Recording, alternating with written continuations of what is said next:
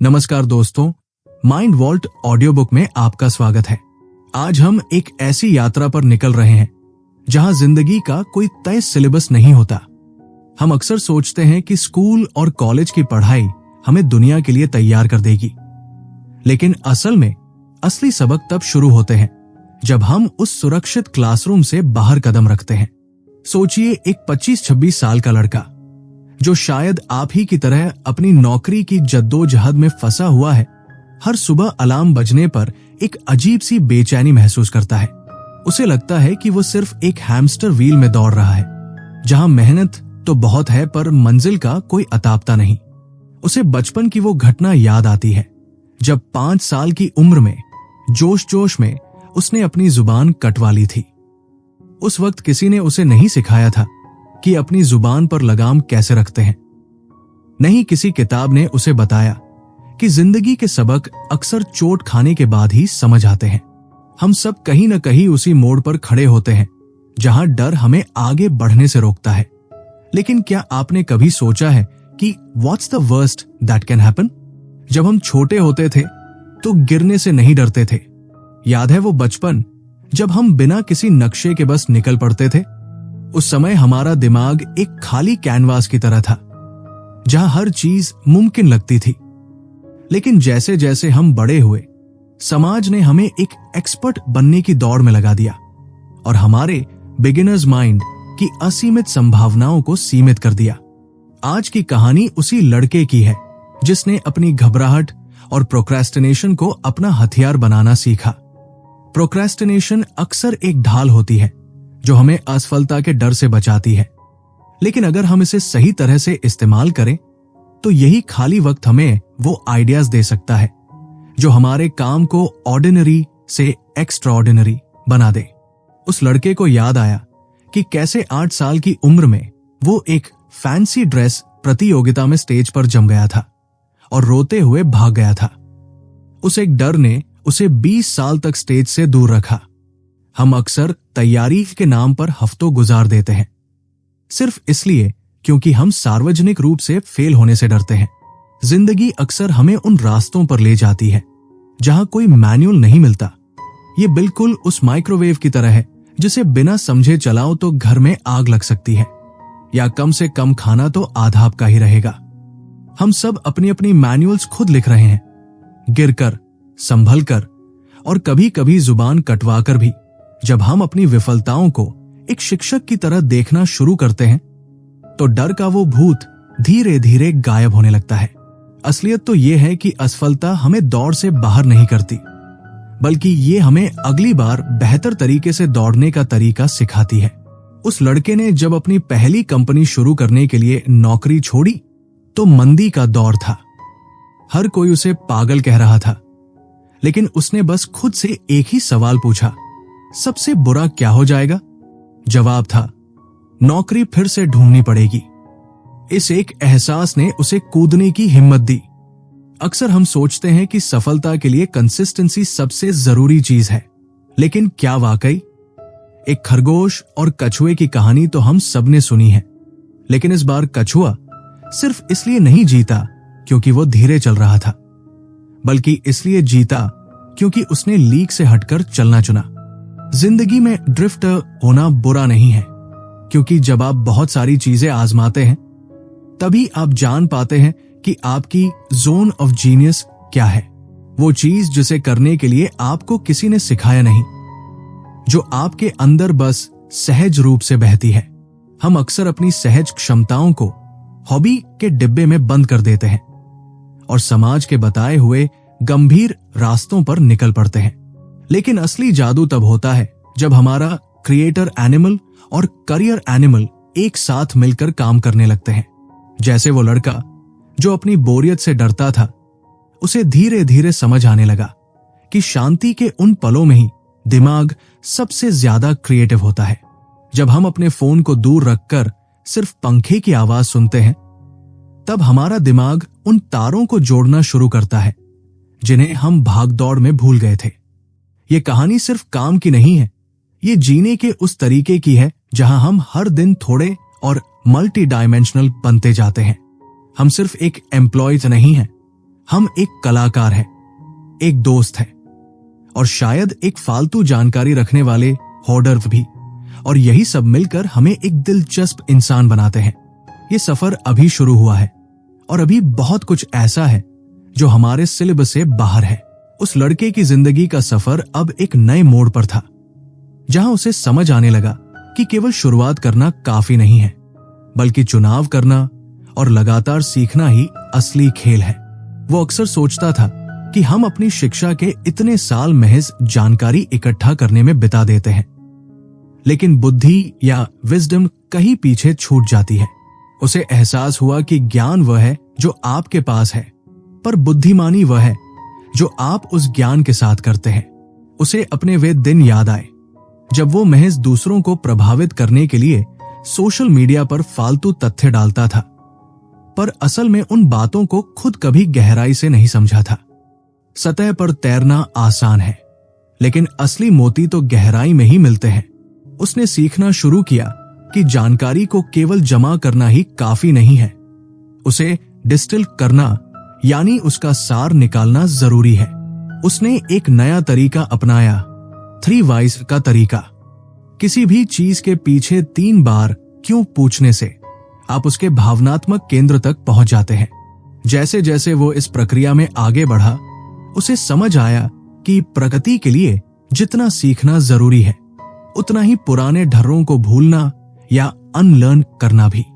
वो खुद को एक नॉलेज कुशन पर आराम करते हुए पा रहा था, जहां वह अक्सर कहता था कि काम तो ऐसे ही होता है, बिना ये सोचे कि क्या कोई और बेहतर रास्ता भी हो सकता है। एक सुबह जब वो अपनी पुरानी इटालियन मोका पॉट में कॉफी बना रहा था, तो उसे परंपरा और बदलाव के बीच का रिश्ता समझ आया। वो बर्तन 8 साल से उसकी अलमारी में बंद था, क्योंकि उसे लगता था कि इसमें कॉफी बनाना बहुत झंझट का काम है। लेकिन जब उसने उसे फिर से इस्तेमाल किया, तो उसे उस पुरानी चीज में एक नई खुशी मिली। उसने महसूस किया कि परंपरा हमें एक आधार देती है, लेकिन हमें उस पर टिके नहीं रहना चाहिए, बल्कि उसे आज के संदर्भ में विकसित करना चाहिए। परंपरा पत्थर की लकीर नहीं है जिसे बदला न जा सके। उसे अपने गर्दन के पुराने दर्द की याद आई, जिसने उसे मजबूर किया कि वो स्ट्रेचिंग और शरीर के विज्ञान के बारे में गहराई से पढ़े। वो एक रैबिट होल में उतर गया, जहां उसने योग, बायोमैकेनिक्स और सांस लेने की तकनीकों के बारे में इतना कुछ जान लिया कि वो दर्द अब उसके लिए सीखने का एक दरवाजा बन गया। उसने सीखा कि अपनी अज्ञानता को स्वीकार करना ही सीखने का पहला कदम है। हम अक्सर खुद को स्मार्ट दिखाने के चक्कर में सवाल पूछना बंद कर देते हैं, जबकि असल में हमें थॉट ड्राइवर बनना चाहिए, जो बात करने से पहले पूरी गहराई तक जाए। तभी उसे अपने बचपन की वो नाकामयाब ब्रेक डांसिंग प्रतियोगिता याद आई। वो हर साल नए कपड़े पहनकर और नया संगीत लेकर आता था, पर फिर भी हार जाता था, क्योंकि उसने कभी अपनी बुनियादी कमियों पर काम नहीं किया। जैसे कि उसका मून वॉक वाकई में बहुत खराब था।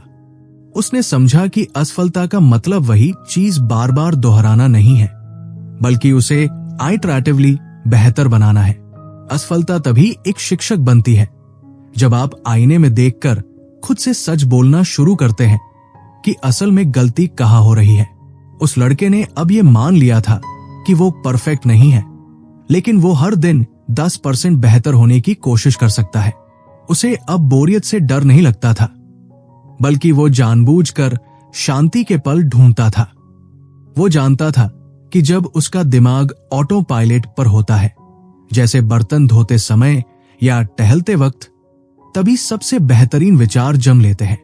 उसने अपने फोन की इंस्टेंट ग्रेटिफिकेशन वाली दुनिया से दूरी बनाना शुरू किया, ताकि वो अपने भीतर की आवाज सुन सके। अब वो महज एक विद्यार्थी नहीं था, वो अपनी जिंदगी के सिलेबस का रचयिता बन रहा था।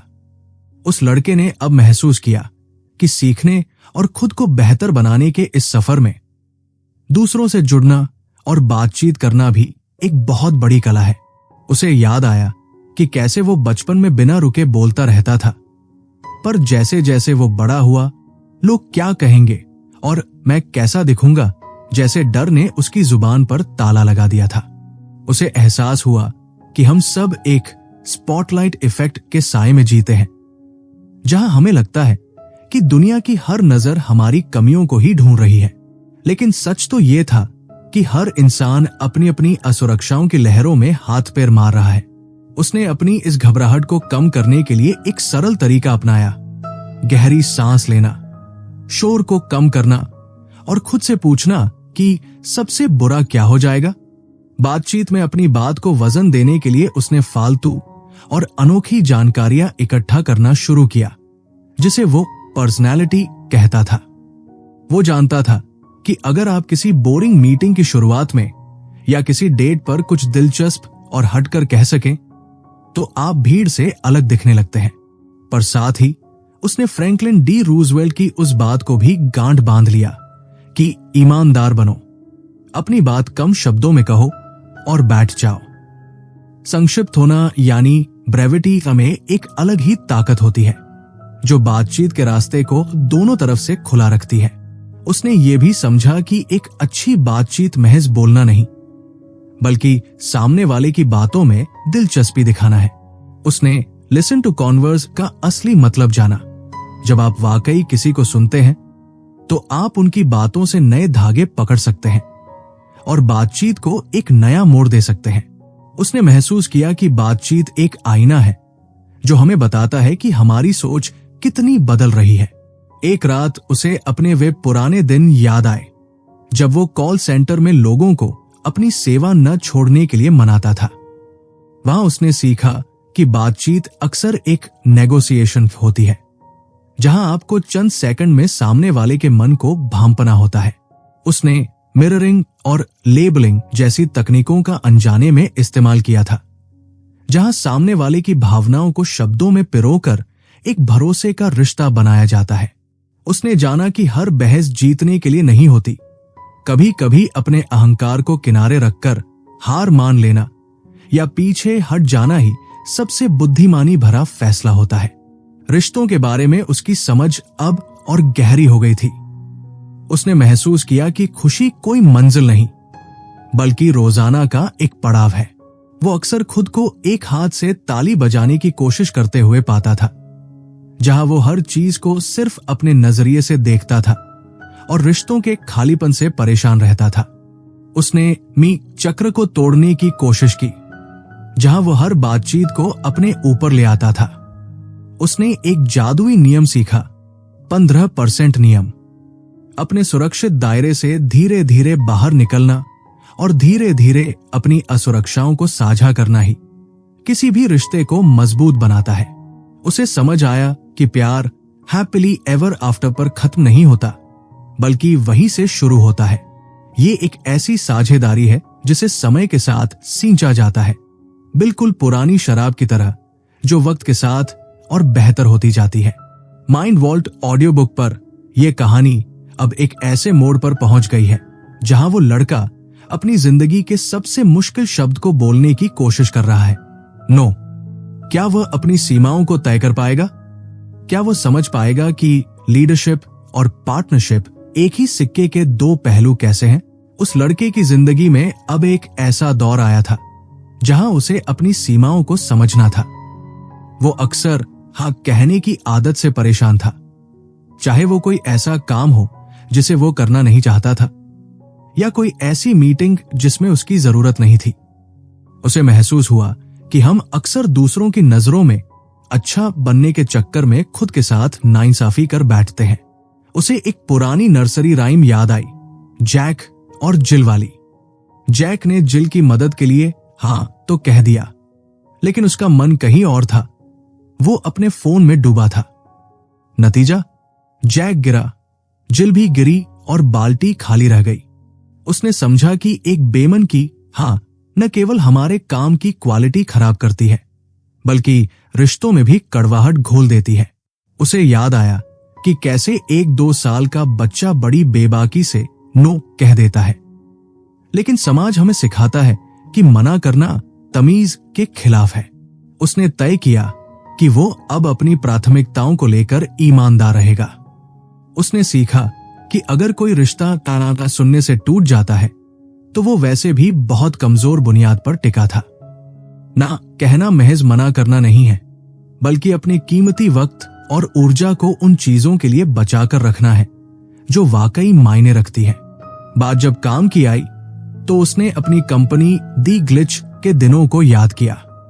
वहां उसने सीखा कि नेतृत्व या लीडरशिप का मतलब सिर्फ हुक्म चलाना नहीं है। उसे दो तरह के लीडर्स के बारे में पता चला। एक मर्सनरी, किराए का सैनिक जो सिर्फ मुनाफे और जीत के लिए दौड़ता है, और दूसरा मिशनरी जो जुनून और मूल्यों के साथ टीम को आगे ले जाता है। उसने महसूस किया कि असली लीडर वही है जो अपनी जिम्मेदारियों को दूसरों को सौंप सके ताकि वे भी बढ़ सके। उसका मानना था कि एक लीडर की सबसे बड़ी जीत तब होती है जब उसकी टीम उसके बिना भी बेहतरीन काम करने लगे, यानी वो खुद को रिडंडेंट या फालतू बना ले। साझेदारी या पार्टनरशिप के बारे में उसकी सोच बहुत साफ थी। उसे अपने पार्टनर रोहित के साथ बिताए साल याद आए। उन दोनों के बीच एक अनकहा भरोसा था। अगर एक कुएं में कूदने को तैयार है और वो सही दोस्त है तो दूसरा भी साथ कूद जाएगा। वे दोनों एक दूसरे के पूरक थे, एक दूसरे की कमियों को अपनी ताकतों से संतुलित करते थे। उसने समझा कि जब आप किसी पर इतना भरोसा करते हैं कि आप अपनी कमजोरियां और डर साझा कर सकें, तभी एक ऐसी पार्टनरशिप बनती है जो सालों साल चलती है। उसे एहसास हुआ कि लीडरशिप का मतलब तूफान में भी शांत रहना है। अगर लीडर शांत है तो टीम को वो तूफान महज एक तेज हवा का झोंका लगेगा। उसने अपनी घबराहट को अपनी ताकत बनाना सीखा, जिसे वो डिफेंसिव पेसिमिज्म कहता था। ये सोचना कि क्या गलत हो सकता है और फिर उसे ठीक करने की तैयारी में जुट जाना। जिंदगी के इस नए सिलेबस में उसने अब तक जो कुछ भी सीखा था वो उसे एक ज्यादा सुलझा हुआ और आत्मनिर्भर इंसान बना रहा था। माइंड वॉल्ट ऑडियो बुक पर यह सफर अब एक गहरे आत्ममंथन की ओर बढ़ रहा है। क्या वो अपनी बैटमैन वाली पहचान को अपना पाएगा? क्या वो समझ पाएगा कि असली ताकत सुपर पावर्स में नहीं, बल्कि अपनी कमियों को जानकर उन पर काम करने में है? उस लड़के की जिंदगी में अब एक ऐसा दौर आया था जहां उसे आईने के सामने खड़े होकर खुद से सबसे मुश्किल सवाल पूछने थे। उसे महसूस हुआ कि हम अक्सर खुद को या तो सुपर हीरो समझ लेते हैं या फिर बिल्कुल बेकार। उसे इम्पोस्टर सिंड्रोम ने घेर लिया था। वो डर कि कहीं दुनिया को ये न पता चल जाए कि वो एक फ्रॉड है और उसे उतना नहीं आता जितना वो दावा करता है। उसे याद आया कि कैसे वो सालों तक बड़े फैसले लेने से बचता रहा क्योंकि उसे डर था कि लोग उसे पहचान लेंगे। लेकिन फिर उसे बैटमैन की याद आई। बैटमैन के पास कोई सुपर पावर नहीं है, वो महज एक इंसान है जो अपनी कमियों को जानता है और उन पर कड़ी मेहनत करता है।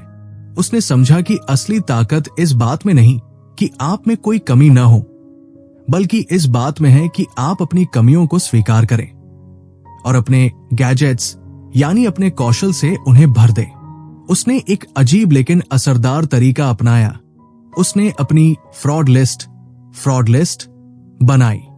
उसने कागज पर वो सारी बातें लिख डाली जिनमें वो वाकई कमजोर था, जैसे टीम को मैनेज करना या अपनी बात को सही ढांचे में रखना। फिर उसने अपनी कॉन्फिडेंस लिस्ट बनाई जिसमें उसकी खूबियां थी, जैसे लोगों से बातचीत करने की उसकी सहज कला।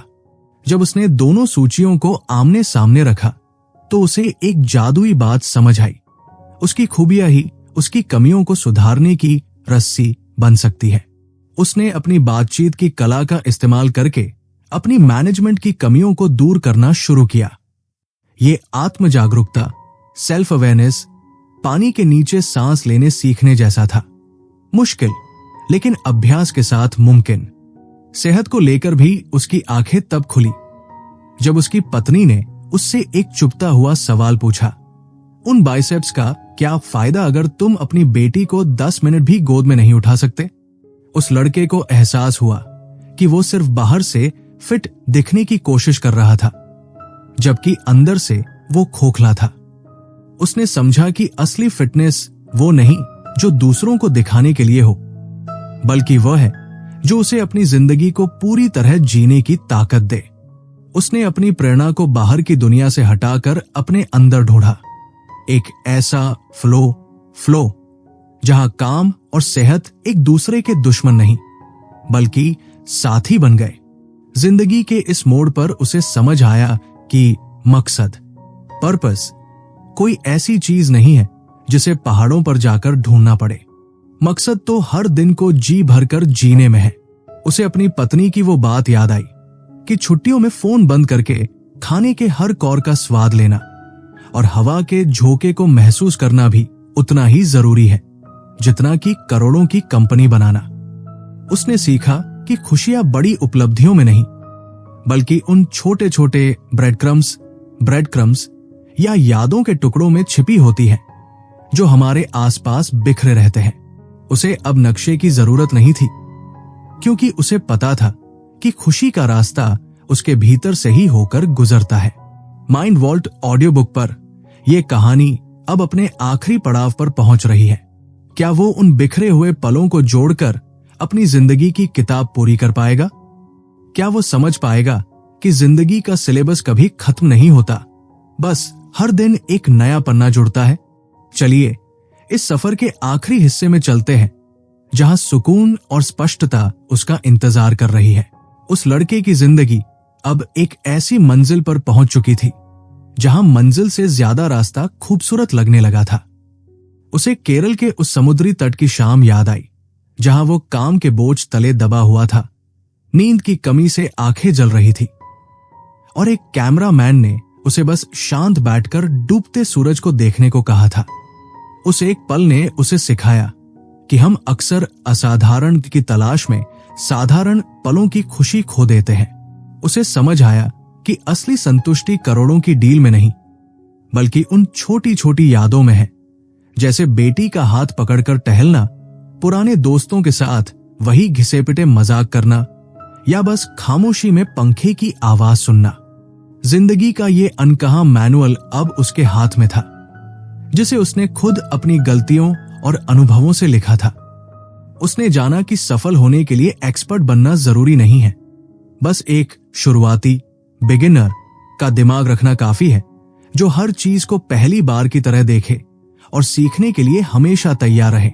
वो समझ गया था कि डर बुरा नहीं है, बशर्ते हम खुद से पूछें सबसे बुरा क्या हो सकता है, और फिर उस सच का सामना करें। उसे अब इस बात का मलाल नहीं था कि वो एक रैबिट की तरह तेज नहीं है।